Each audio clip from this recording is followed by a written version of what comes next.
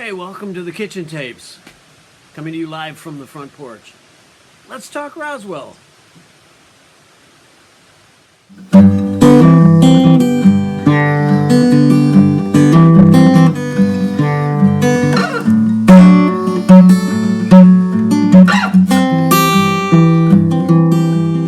So, Roswell.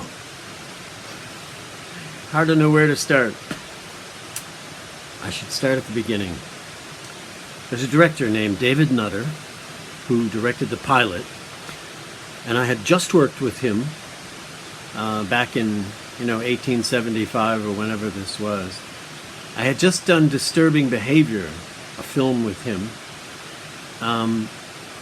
and he was casting this TV pilot, and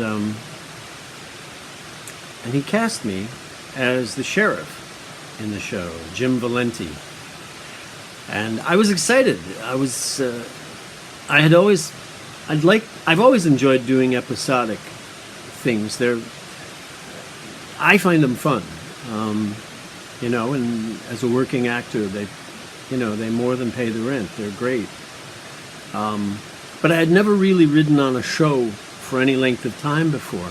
So in that regard, it was a new experience for me. And I had done a number of features and guest spots and things before this. I'd done Shawshank already, and Bill and Ted, and Die Hard 2, and a number of things.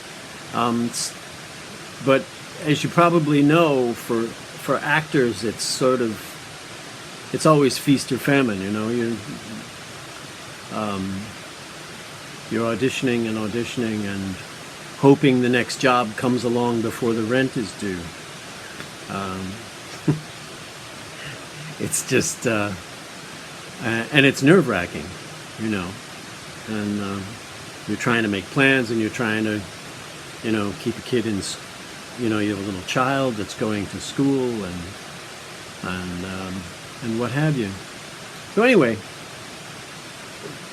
the idea of being a regular on a TV series sounded absolutely terrific to me, and I've always liked sci-fi. So the idea of a show about three aliens, teenagers who grew up in New Mexico, was fantastic. And if you recall, in the first episode, in the pilot episode, when Valenti gets introduced, he's really the heavy, and I've watched it since then, and I come through the door of the crash down looking like I look like a rattlesnake, looking for something to eat. Got the hat and the badge and the gun and so on, and I'm clearly not good news for these kids, and which was deliberate. I mean, that was designed into the show, that Valenti was going to be, he knows something is up here. He knows something is going on, and he's going to get to the bottom of it. So, and of course, the audience is like, no, don't get to the bottom of it. They're all rooting for the young lovers, who are, Max and Liz are doing this Romeo and Juliet thing. They're from two families that it can never, ever work out, but they're so much in love. Boom. And it's one of the things that I really enjoyed the most about the show, thinking back on it, thinking back on the whole 3 years, was that Valenti, the first season, the entire first season, he was one of the biggest problems they had. He was really the threat until Max saves Kyle's life. Max saves my son's life, played by the amazing and wonderful Nick Wexler. And then in that one moment at the end of season one, everything flips for Valenti. He's been right about them all along. They are aliens. They're the aliens he's been looking for. And they've just saved his son's life. And now he becomes, in the second season, he becomes their protector. Trying everything he can think of to keep them safe from all the other people that are looking for aliens. Until by the end of the second season, he loses his job as sheriff because he can't explain to people why he's behaving the way he is. He has to protect them, and he can't tell anybody why he's protecting them. And so the third year, so these characters sort of evolved, and I was like, people ask me, did you have a favorite episode? And the truth of the matter is, I saw it as the whole thing felt like a novel to me, and every episode was another chapter. Every time I got a script, the story advanced a little further and a little further. His life changed, and romance entered it, which was great. These twists and turns were fascinating. I found them fascinating. I found them really fun. And so when I look back at it, I think of it as a whole arc, and a journey from one end of the 3 years to the other. And there were moments that I loved along the way.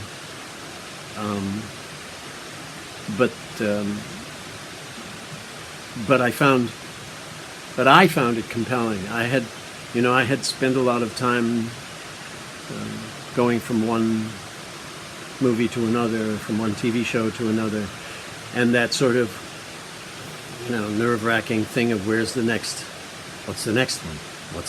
one. No matter how good this one was, there's always that,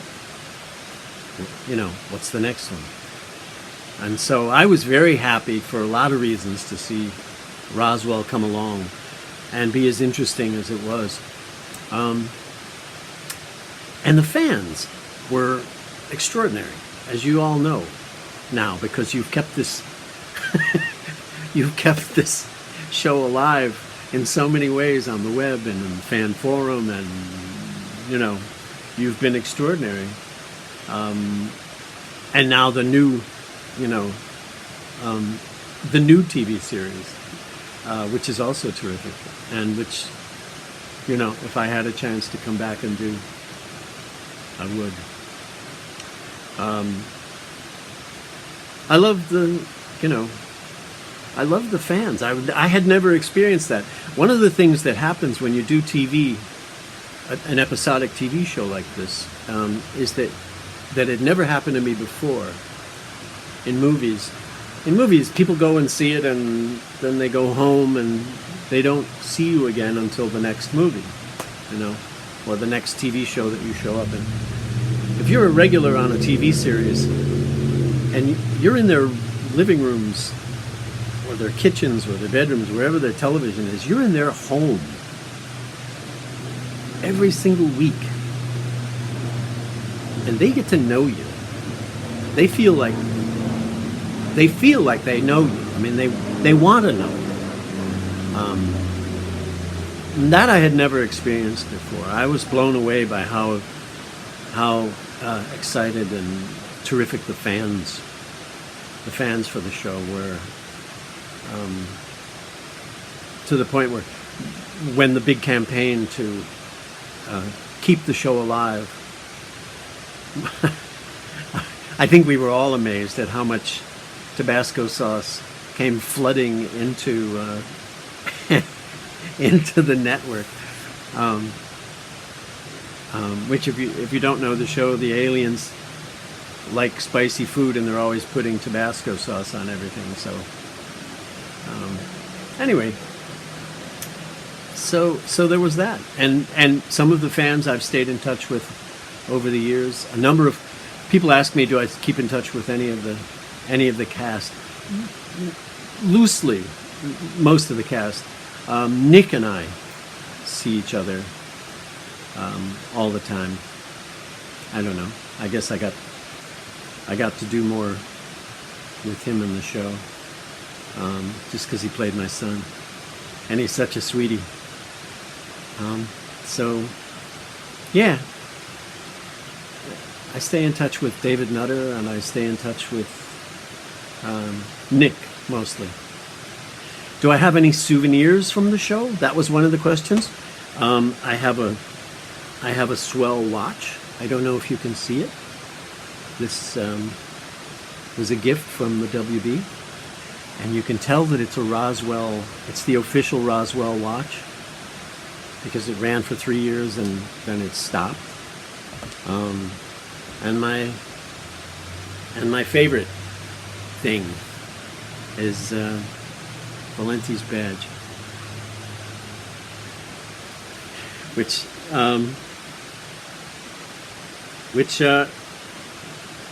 is terrific. I had a wonderful time. I was very sorry to see the series end. Could have gone on for more, but anyway, there you go.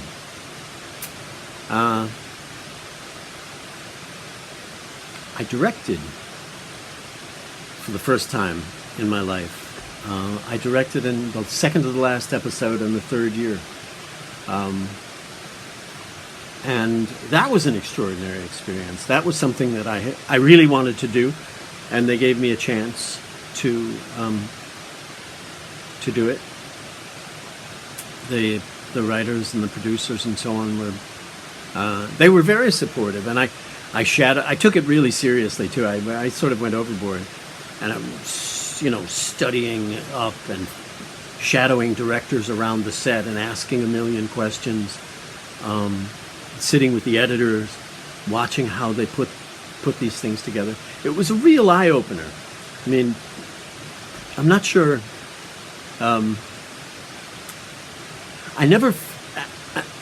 I came away from directing that episode not feeling like this is something I want to do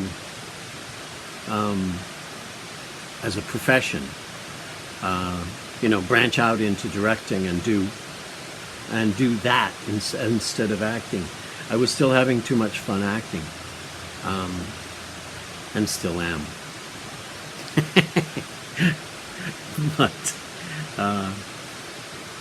But to get a chance to do it was really wonderful. It was really terrific, and an astonishing eye-opener for me. I had been in front of cameras for years and years and years. I'd never been behind the camera, deciding the shots, deciding locations and angles, and how are we going to tell this story, And it just opened. It was a tremendous education for me as an actor to look at that, to see the world from that seat, to actually wrestle with the problems that a director has to wrestle with. Did anything funny happen on the set? Listen, by the way, if you have questions you want to ask me, specific things you want to know, leave them in the comments, okay? And I'll get to them.